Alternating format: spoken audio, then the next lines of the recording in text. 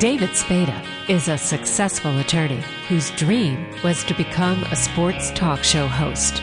Elliott Harris is a Chicago Sun-Times sports columnist who wanted to expand his media presence.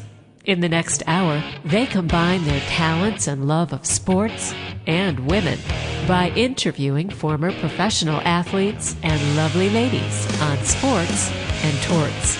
But keeping the boys out of trouble isn't always easy, because when David and Elliott are together, they have more fun than should be legal.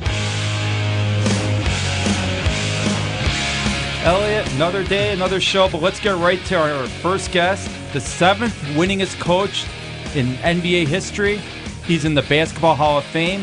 He won 2 championships, one as a GM of the 76ers back in 1966 and 67, and also as coach of the Portland Trail Blazers in 1976 and 77. Jack Ramsay, how you doing, Jack? I'm doing great.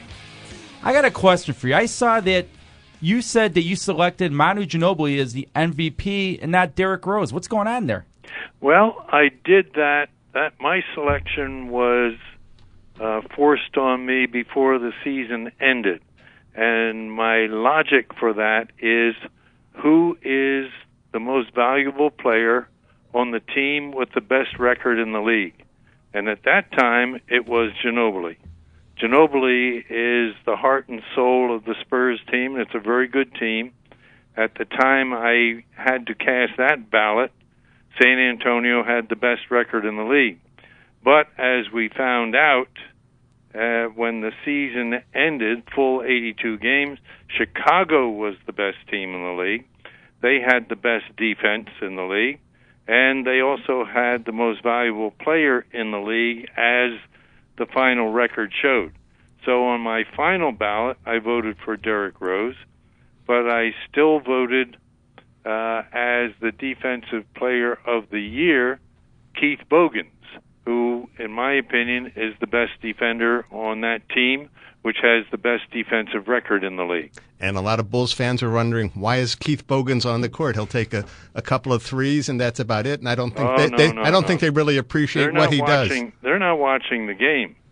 They don't watch when Keith Bogans takes great players like Ray Allen right out of the game and doesn't allow them any offensive or few offensive opportunities. They could not have been watching that game in Chicago near the end of the season when Boston came in and the Bulls shredded them in good measure because of Bogan's defense. Are the Celtics too old to win it all, or do they still have one last title in them? It remains to be seen. The benefit in the playoffs is that you don't play back-to-back games, hardly ever. And if the Celtics can go through the playoffs with a day's rest, at least one day's rest between games, it makes them a much more effective team. Now, I still think they're going to miss Kendrick Perkins. Shaquille O'Neal's value is very limited, if at all. So I think they're in trouble.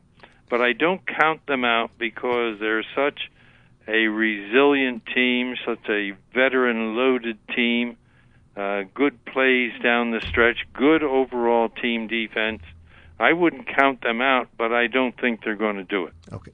And the Bulls have a rookie coach who's first time as the head coach. How daunting a task is that for them?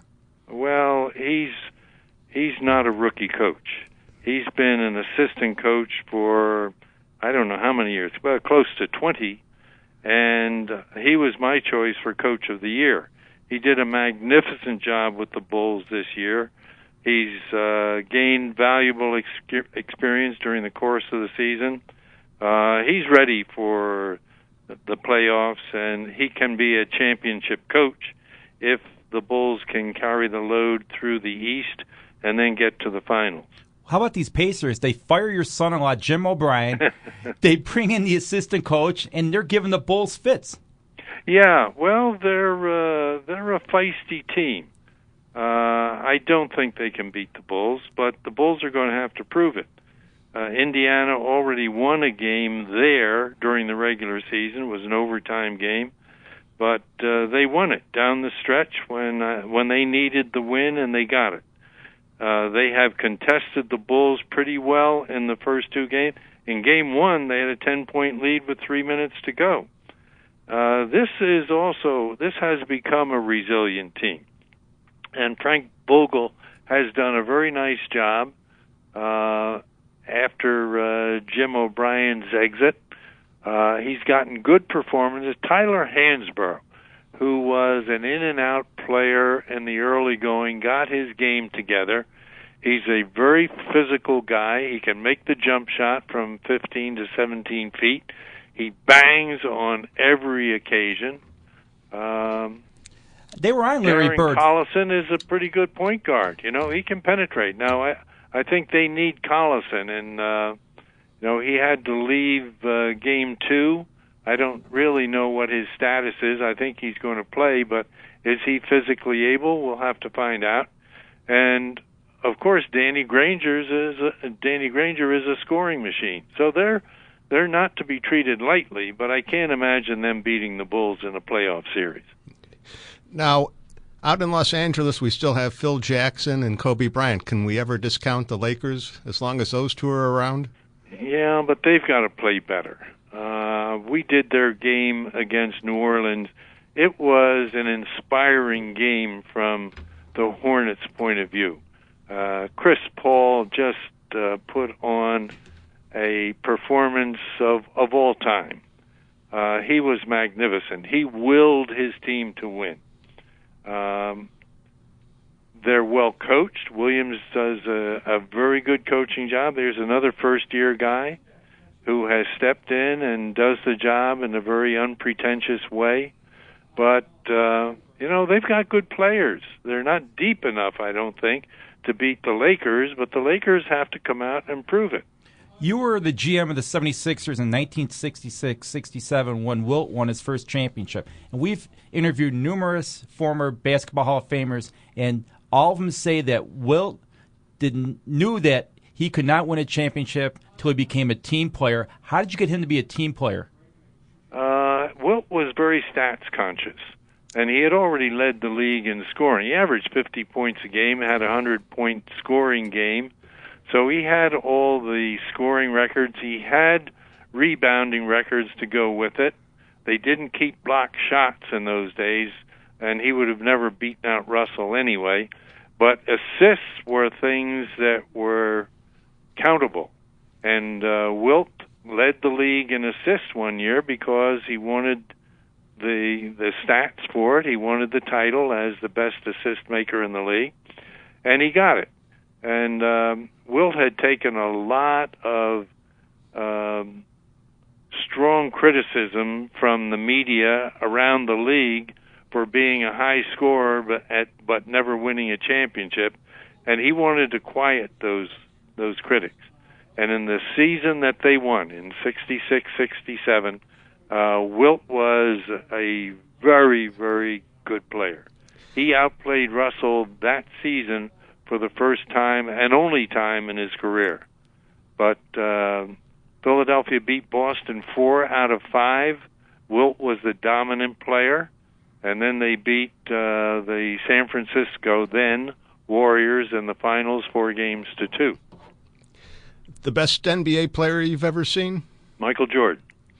That wasn't a tough one, huh? No, that's not a tough one. Although, I saw them all. I saw, of course, Oscar Robertson and George Mikan, Baylor West, all the superstars. And Michael just had that little extra, that little competitiveness at both ends of the floor that would not be denied.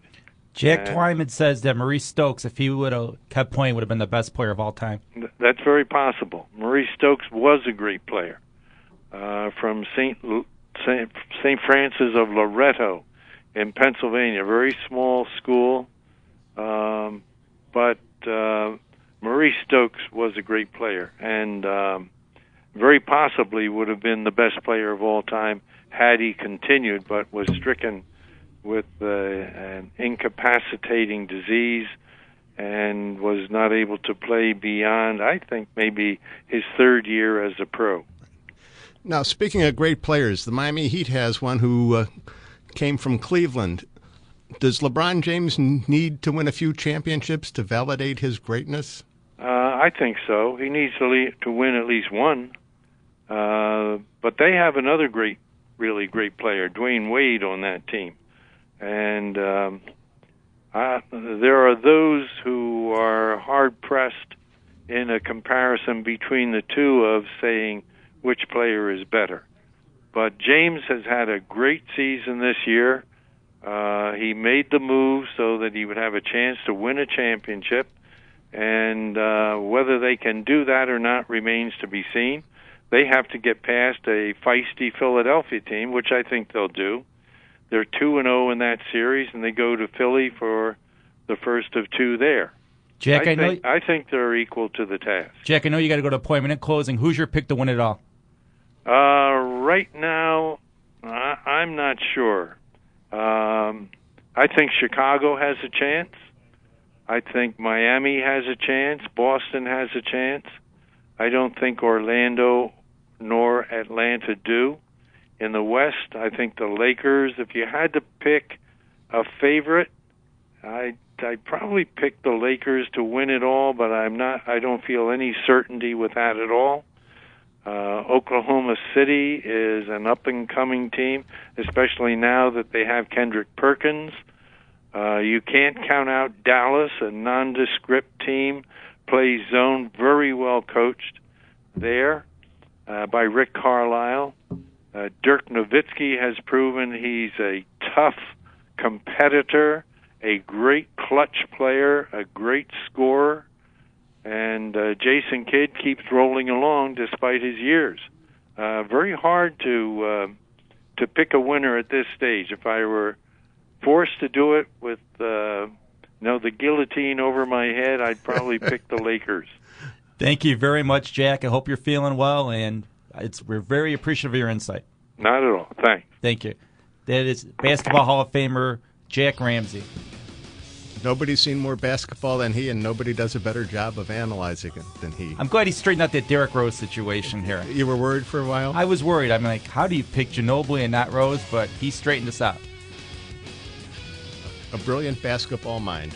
We're going to take a short break, and when we come back, we'll have on a legendary Chicago broadcaster, Joe Esposito. You're listening to Sports and Torts here on TalkZone.com.